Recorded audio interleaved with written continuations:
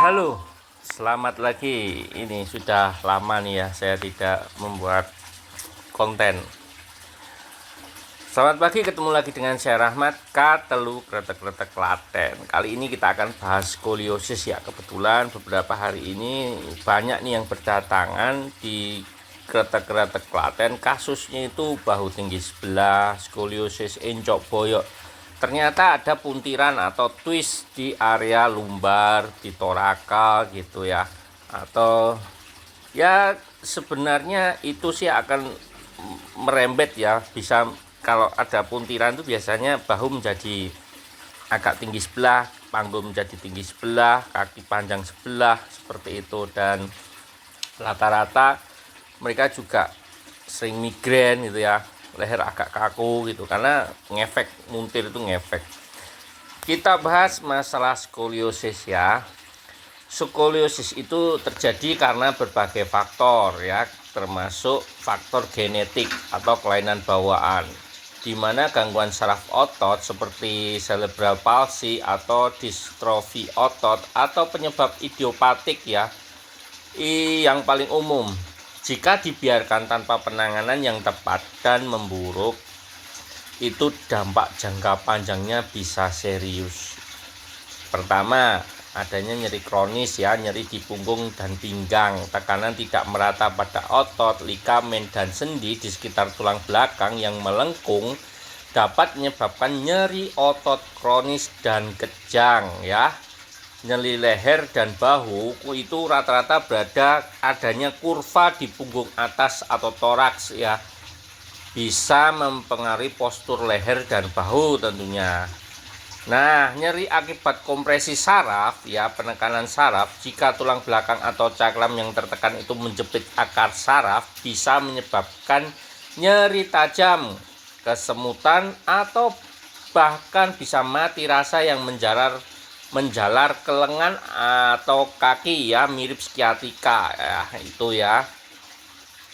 Kemudian apa? Skoliosis itu bisa berdampak masalah pernafasan ya, di mana kurva parah di area punggung atas toraks dapat mengurangi ruang di dalam rongga dada, membatasi pergerakan paru-paru dan diafragma.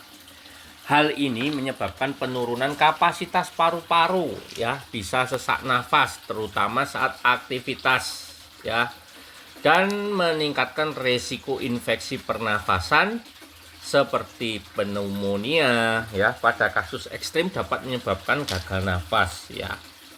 Lantas apa yang ketiga? Masalah jantung ya, pada kurva toraks yang sangat parah,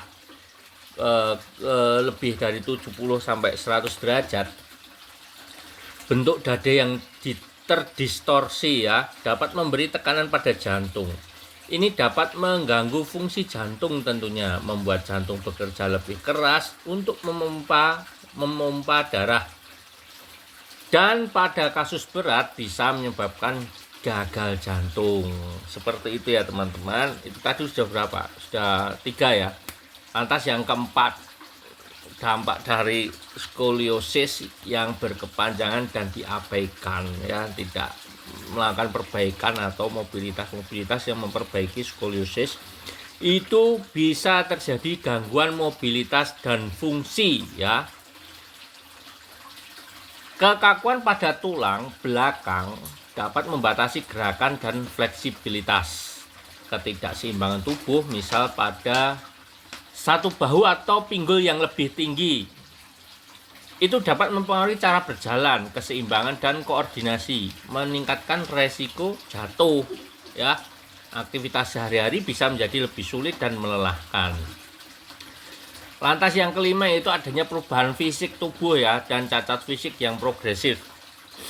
Lengkungan tulang belakang yang memburuk itu menyebabkan perubahan postur yang semakin jelas. Bahu tidak rata, tulang belikat menonjol, pinggang tidak seimbang, pinggul miring, atau adanya tonjolan tulang rusuk atau punuknya ini seperti punuk unta ya, atau rigub ya. Perubahan ini bisa menyebabkan tubuh condong ke satu sisi atau bahkan ke depan.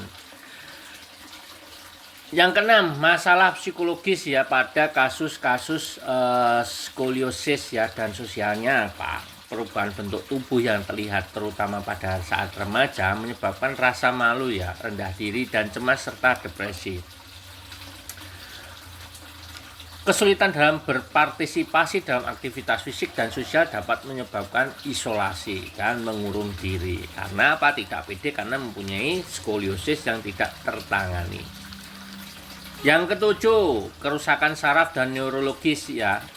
Ini jarang terjadi pada orang-orang skoliosis, tapi bisa juga ini terjadi dan hal ini jarang tapi serius. Nah, pada kasus yang sangat parah tentunya atau jika skoliosis disebabkan oleh kondisi tertentu seperti sindrom lengkungan, bisa menekan sumsum tulang belakang. Nah, yang seperti ini nih yang dapat menyebabkan gejala neurologis seperti mati rasa, kelemahan, kesemutan di kaki atau lengan, gangguan koordinasi, gangguan kandung kemih atau usus, dan dalam kasus ekstrim itu bisa lumpuh ya.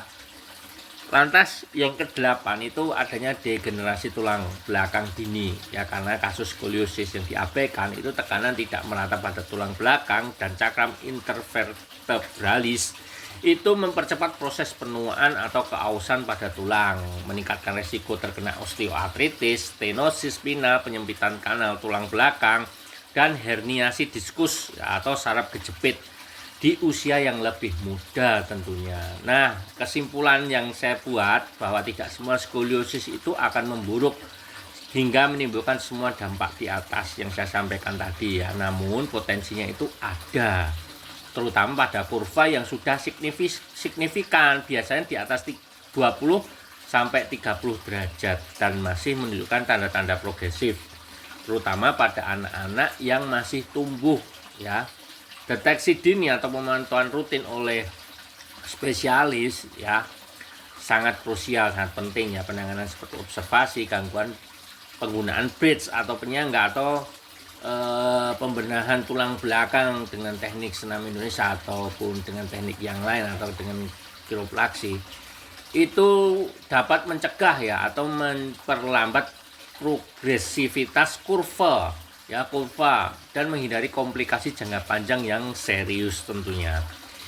Jika Anda memiliki seseorang yang Anda kenal yang memiliki skoliosis, konsultasikan ke Kartelu Kretek-Kretek Klaten ya. Lokasi di Iro Bangsan pada seperti Klaten. Hubungi saya Rahmat di 085647115341. Oke, itu dulu ya. Selamat pagi, selamat beraktivitas. See you next time. Ketemu lagi nanti dengan saya Rahmat. Bye.